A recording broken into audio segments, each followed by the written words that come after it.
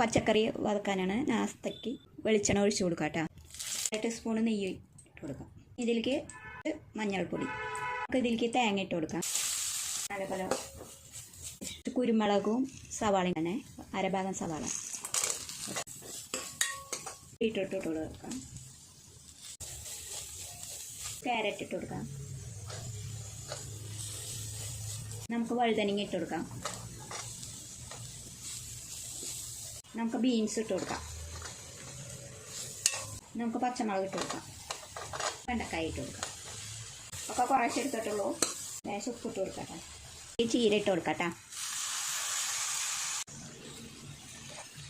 അപ്പോൾ നമ്മുടെ ഉപ്പേരി ഇവിടെ റെഡി ആയിട്ടുണ്ട്. അപ്പോൾ ദോശ ഉണ്ടാക്കാനാണ്. കുറച്ച് എണ്ണ തട്ടി കൊടുക്കാം. രാഗി ഇതുപോലെ വെള്ളം പോലെ കലക്കണം. ഇതേപോലെ ഒഴിച്ച് കൊടുത്താൽ മതി. പരത്തണമെന്നില്ല. ഇതിൻ്റെ മേലെ മുട്ട ഒഴിച്ച് കൊടുക്കാം കേട്ടോ. നമുക്ക് നമ്മുടെ ദോശ മറിച്ചിട്ട് കൊടുക്കാം കേട്ടോ.